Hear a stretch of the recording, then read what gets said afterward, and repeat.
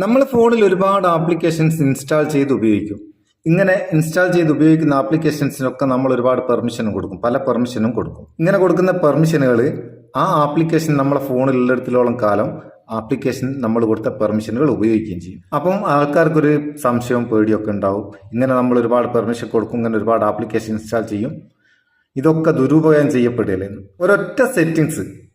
ഒരേ ഒരു സെറ്റിങ്സ് കൊണ്ട് നമുക്ക് ഈ ആപ്ലിക്കേഷൻ്റെ ഒക്കെ പെർമിഷൻ നമ്മൾ ഉപയോഗിക്കാത്ത സമയത്ത് റിമൂവ് ചെയ്യാം. എങ്ങനെ? പിന്നെ ഒരു കാര്യം പറയാനുള്ളത്, ഞാനടക്കമുള്ള ഒരുപാട് ആൾക്കാർ ഒരുപാട് ആപ്ലിക്കേഷൻസ് പരിചയപ്പെടുത്തും.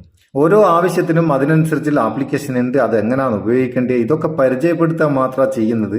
നിങ്ങളോട് ഇത് നിർബന്ധമായിട്ട് നിങ്ങൾ ഉപയോഗിക്കണം അല്ലെങ്കിൽ ഇൻസ്റ്റാൾ ചെയ്യണം എന്നൊരാളും നിർബന്ധിക്കുന്നില്ല. നിങ്ങൾക്ക് ആവശ്യമുണ്ടെങ്കിൽ മാത്രം, ഏത് ആപ്ലിക്കേഷൻ ആയാലും ആവശ്യമുണ്ടെങ്കിൽ മാത്രം ആവശ്യമുള്ള സമയത്ത് ഇൻസ്റ്റാൾ ചെയ്ത് ഉപയോഗിക്കുക, അല്ലാത്ത സമയത്ത് ഒഴിവാക്കുക. ഇപ്പോൾ ഒരു പ്രാവശ്യത്തേക്ക് ഒരു ആപ്ലിക്കേഷൻ വേണ്ടെന്നുണ്ടെങ്കിൽ ആ ആവശ്യം കഴിഞ്ഞാൽ പിന്നെ അത് ഫോണിൽ വെക്കേണ്ട ആവശ്യം എന്താ, അതങ്ങ് റിമൂവ് ചെയ്യാം. ഇനി നമുക്ക് ഇന്നത്തെ സെറ്റിംഗ്സ് എന്താ നോക്കുക. നിങ്ങളെ ഫോണിലുള്ള ആപ്ലിക്കേഷൻ ഏതായാലും ആ ആപ്ലിക്കേഷന്റെ ഐക്കണിലൊന്ന് ലോങ് പ്രസ് ചെയ്യുക.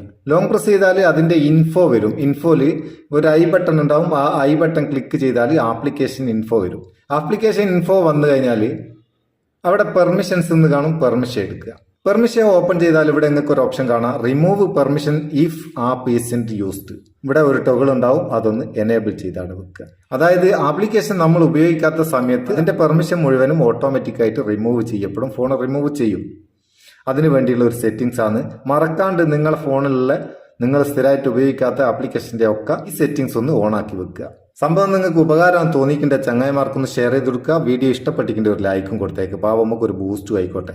ഫേസ്ബുക്കിലാവും നിങ്ങൾ വീഡിയോ കാണുന്നുണ്ടെങ്കിൽ പേജ് ഒന്ന് ഫോളോ ചെയ്യുക. നമുക്ക് അടുത്ത വീഡിയോയിൽ നല്ല സെഗ്മെന്റ് കാണും. നിങ്ങളെ സ്വന്തം Muthoos Meppayur. Thank you so much.